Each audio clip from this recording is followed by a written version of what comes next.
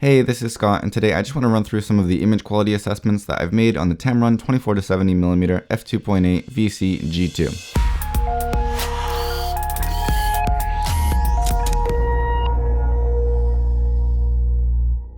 Keep in mind that these are all what I would consider straight out of camera. My base adjustments to exposure, saturation, and things like that have been applied in Capture One, as they do on every single import, but no sharpness settings or lens corrections have been touched at all. Only a handful of one-off photos have been adjusted any further than that, with the rest of the actual test photos getting all the exact same treatment and immediately exported to JPEGs for this review.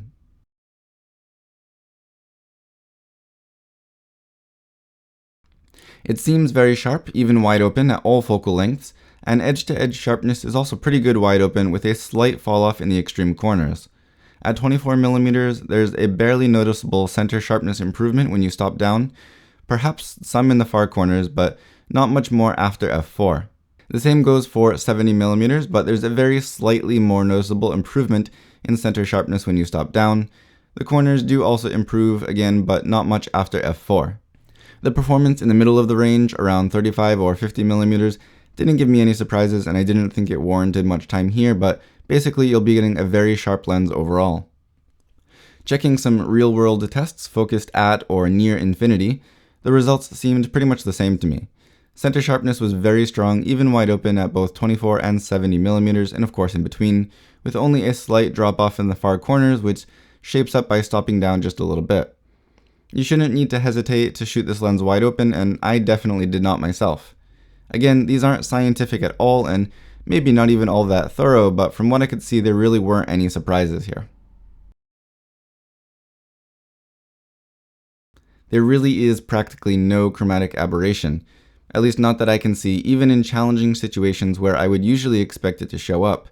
It's no surprise there though, Tamron has done really great in that respect with all of their G2 lenses that I've tested. Flair is another area that you really have nothing to worry about unless you actually want flare in your shots. I really struggled to get any in any of my shots, taking hundreds of shots at different angles, and it really never showed up that I can see. If anything, there was a very slight ghosting right next to where the sun is, but even that only showed up once in a very great while. It was a really impressive performance, and also it kept up very nice contrast when shooting into a strong backlight. Of course, there is some vignette.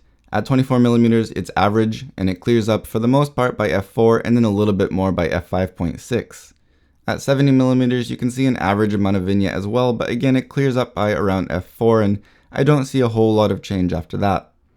What I did notice though is that keeping everything else adjusted to get what should be the same exposures, wide open at f2.8 resulted in not only darkened corners, but it brightened the center.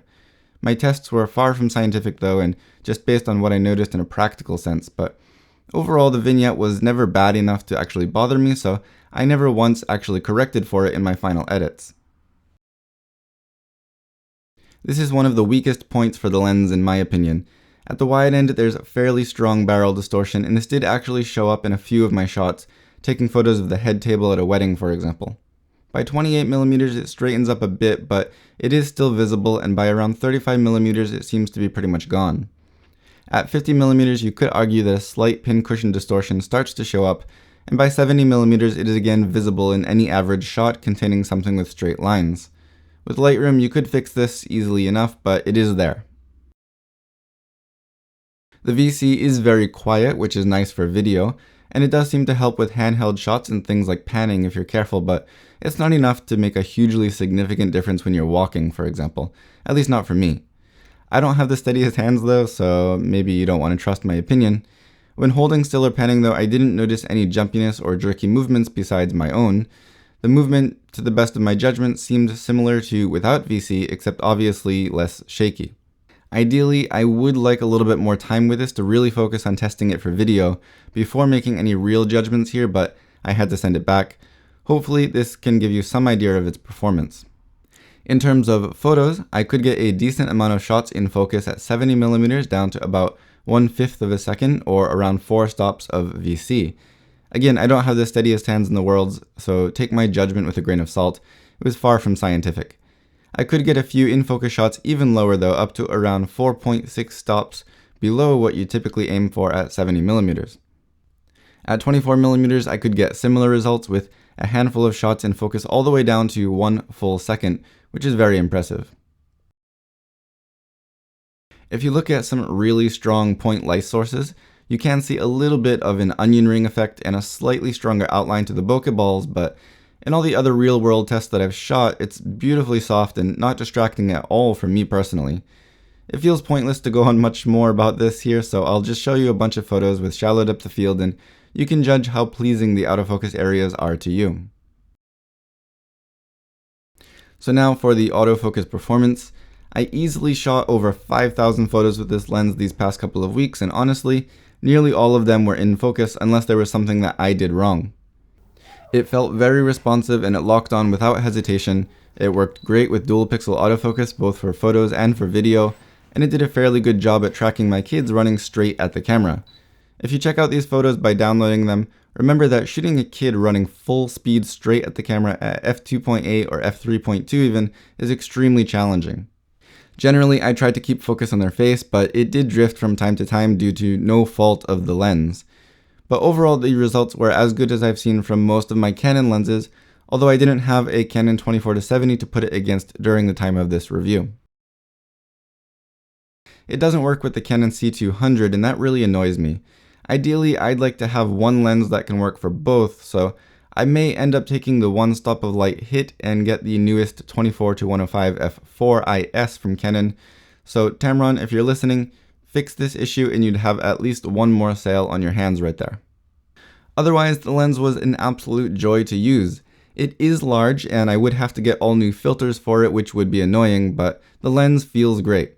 It can get heavy after hours and hours of shooting, but it's not alone in that respect among 24-70 lenses. The build feels great. I love how easy it is to clean the front element thanks to Tamron's special coatings. The optical quality is very, very strong, and the huge problem that I've had with Tamron's new switches in the past does not seem to be as much of an issue here, probably because the switches are a lot closer to the body of the camera and out of the way from rubbing against your leg when you carry it on a strap. While I had this lens, it pretty much stayed on my camera 100% of the time, and while for me a 24-70mm lens isn't the most inspiring personally, it was incredibly useful when going out and I didn't want to take a bag full of lenses. The same is true for events and weddings where a lens like this really shines. Having the zoom ring on the outside of the lens and turning in the opposite direction from Canon lenses wasn't my favorite, but I did quickly adjust. So my final verdict would be that yes, I would absolutely recommend this lens. It's not cheap, but if you're looking for a 24-70mm lens, especially an f2.8, they generally are not cheap, and this one is on the low end of that range. Add to that the combination of that 2.8 aperture and very strong VC, and it's quite a unique value at the moment. The only caveat is that it's not compatible with Canon cinema cameras, but that likely won't be a problem for most people. So if you have any questions or comments, please be sure to leave them below and I will get back to you as soon as I can. If you liked this video or found it helpful, don't forget to hit the thumbs up and subscribe if you're not already. As always, thank you for watching.